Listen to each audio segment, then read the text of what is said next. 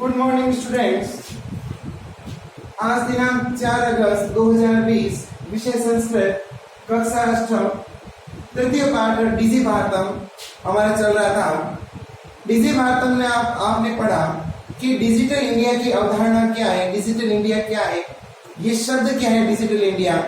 आज वर्तमान समय में सभी कार्य जैसा कि आप जानते हैं ऑनलाइन हो चुके हैं। फोन पर ही हम सब कुछ कार्य कर सकते हैं। क्लिक मात्र से जो है वो हम लैपटॉप या कंप्यूटर का प्रयोग करके सारे कार्य संपन्न कर सकते हैं। तो उसके लिए हमें कहीं जाने की आवश्यकता नहीं होती और ना ही हमें हमारे पॉकेट में या हम कह सकते हैं हमारे जेब में रुपयों की आवश्यकता भी नहीं होती। चाहे सब्जी खरीदनी हो, चाहे रेल या बस ट्रेन का टिकट जो है रिजर्वेशन करवाना हो, चाहे आप किसी अस्पताल में इलाज करवा रहे हैं, कहीं पर भी आपको नकद रुपयों की आवश्यकता नहीं होती। धीरे धीरे आप देख रहे हैं कि पुराने समय में जो कि श्रुति परंपरा के द्वारा शिक्षा ग्रहण की जाती थी, सुनकर और बोलकर और सुनकर, धीरे धीरे बाद समय परिवर्तन के साथ ताम्रपत्र और भोजपत्र प्रारंभ हुए, जिनके ऊपर किसी नुकीली चीज से अंकित करके और लिखा जाने लगा। और जब कागज और कलम का आविष्कार हो गया तो सभी लोग कागज और कलम के द्वारा अपने भावों को कागज पर उतारने लगे। जैसे जैसे कागज की शुरुआत हुई, वैसे वैसे पेड़ों का, वृक्षों का कटाव भी प्रारंभ हो गया, क्योंकि कागज पेड़ों से ही बनता है।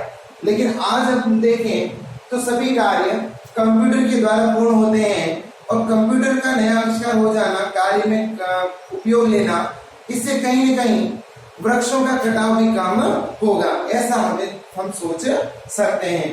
तो आज वर्तमान समय में कोई भी कार्य करना हो तो debit card, credit card, phone के अंदर खूब सारे ऐप हैं जिनके द्वारा आप अपने नंबर को लिंक करवा के फोन अकाउंट से फोन नंबर लिंक करवा कर और आप अपना कार्य जो है वो आराम से ऑनलाइन कैशलेस जो है वो कर सकते हैं। उसके लिए आपको जेब में रुपया रखने की आवश्यकता नहीं है। तो ये सब आपने पढ़ा था। फिर आप इस अध्याय में शब्दार्थ कर चुके थे। अभ्यास प्रश्न 1 और 2 ये दोनों ही हो गए हैं। आज हम प्रश्न कर रहे हैं 3। अभ्यास प्रश्न 3, रेखांकित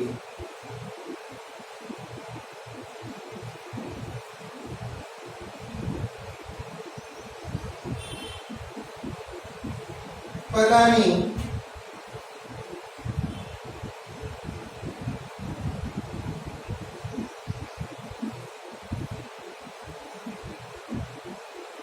रेखांकित पदान्यधिकृत्य प्रश्न निर्माणम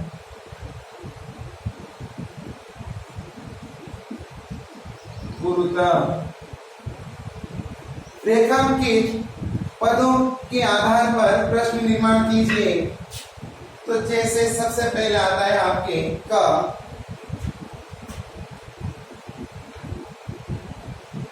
भोजपत्रोपरि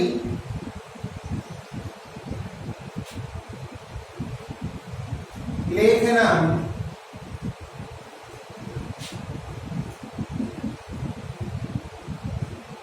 आरब्धम। भोजपत्र पर लेखन प्रारंभ हुआ। तो इसका प्रश्न बनेगा भोजपत्रोपरि कः आरब्धम। भोजपत्र पर क्या प्रारंभ हुआ। उसी तरह से ख,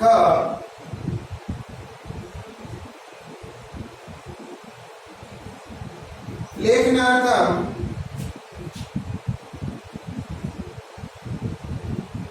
कर्कदस्य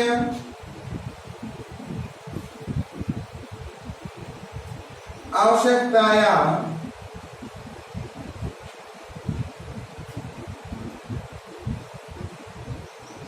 अनुभूति न भविष्यति।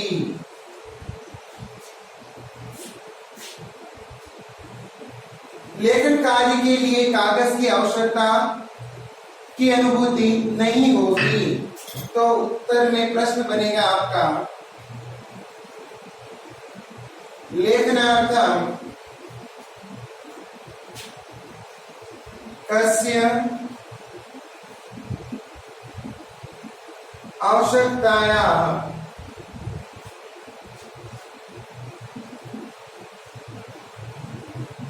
अनुभूति न भविष्यति।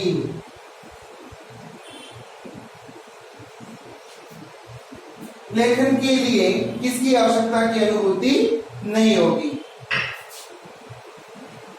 ग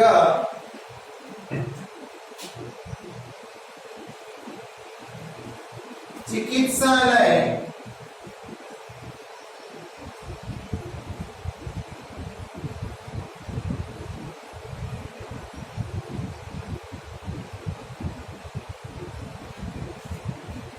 सॉरी चिकित्सालय वाला नहीं है, हम थोड़ा सा अलग कर लेते इसको। विश्राम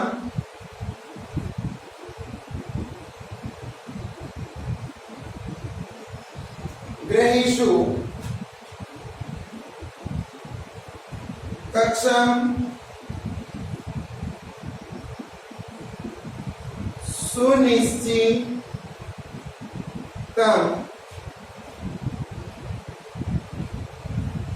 भवेत्। विश्राम गृह में कक्ष सुनिश्चित करना। तो उत्तर हो जाएगा कुत्र कक्षम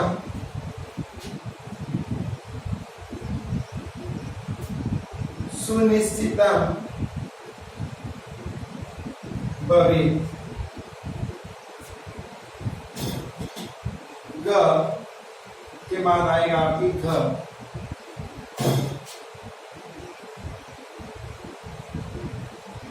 सर्वाणि पत्राणि चलदूरभाष यंत्रे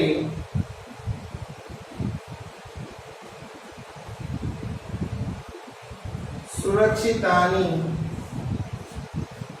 भवन्ति।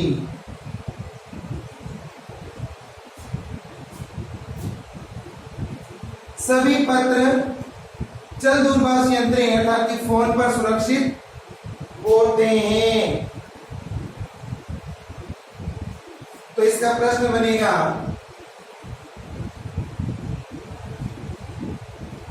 सर्वाणि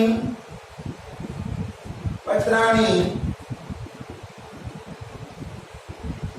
कुत्र सुरक्षितानि भवन्ति।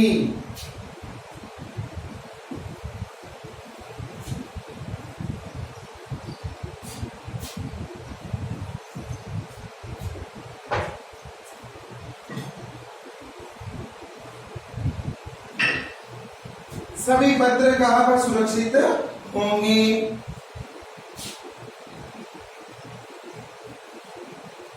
वयम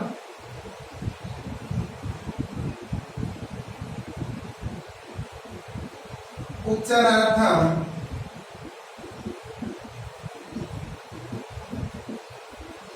चिकित्सालय गच्छाम।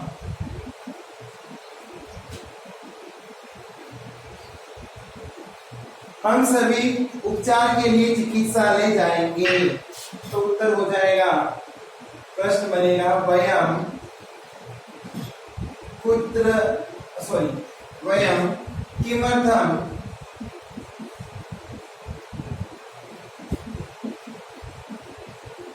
चिकित्सालयम गच्छामः। हम सभी किसके लिए चिकित्सालय जाएंगे? तो आप पहले इनको नोट डाउन कर लीजिए एक बार। और फिर हम जो है वो इसको थोड़ा सा समझ लेते हैं।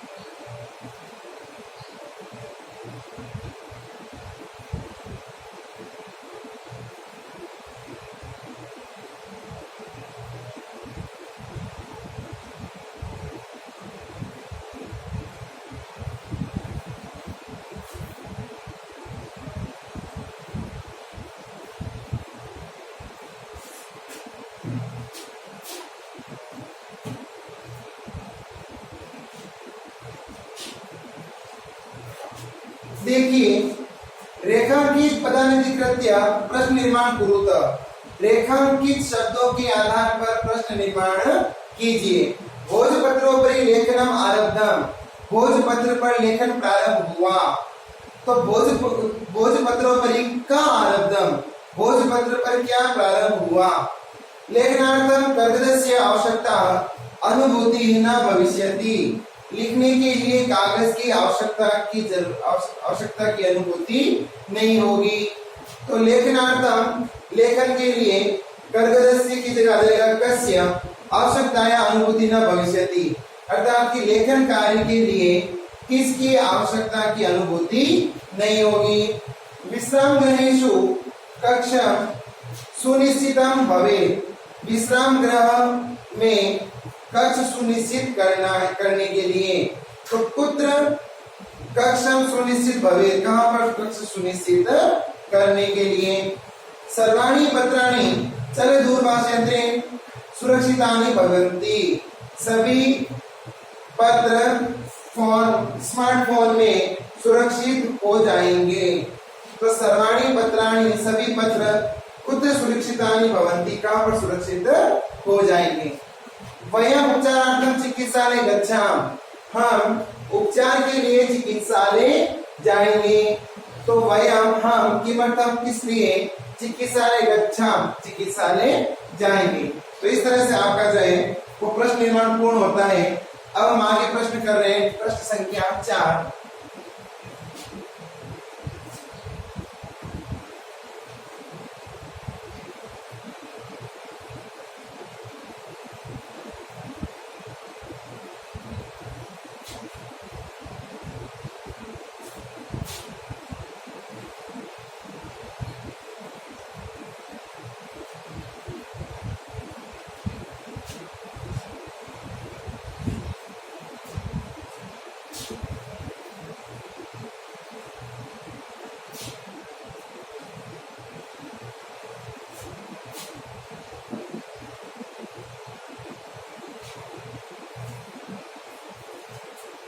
देखिए प्रश्न संख्या 4,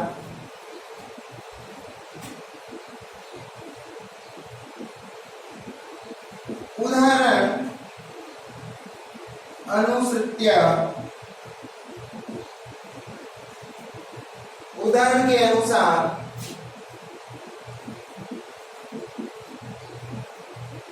विशेषण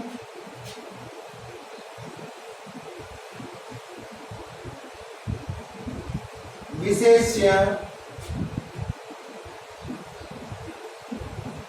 मेलनम कुरुतः। उदाहरण के अनुसार विशेषण और विशेष्य का मिलान कीजिए। जैसे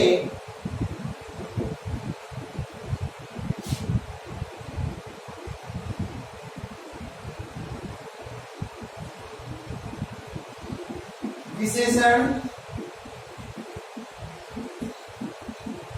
और विशेष्य, जैसे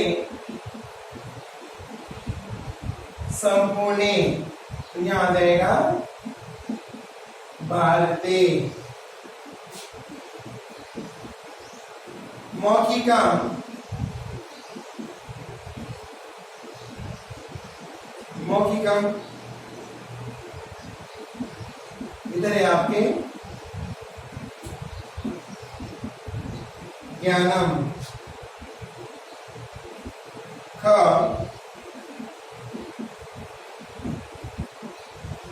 मनोगता,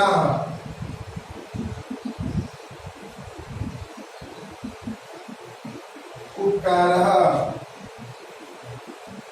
ग प्रज्ञिता,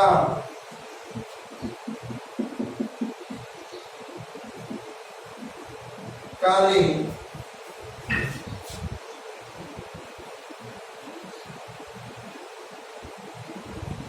महान,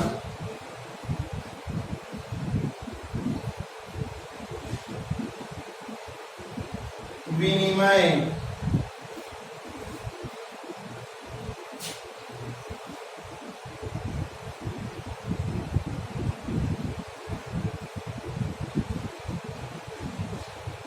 मुद्रा, विहीना,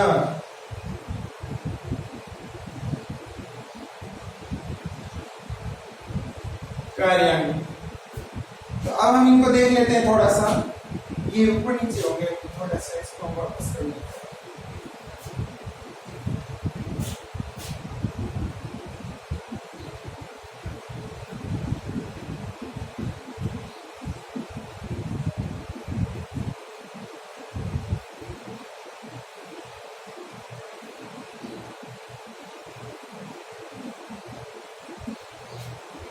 तो देखिए मौखिकम, मनोगता, तर्किता, महान और मुद्रा विहीना, यहाँ पर ज्ञानम, उपकार, काले, विनिमय और कार्याणी, इनसे हमें जो है वो मिलान करना है जिस तरह से संपूर्ण वादे से हुआ है। तो देखिए हमारे यहाँ पर इधर है विशेषण और इधर है विशेष्य। तो क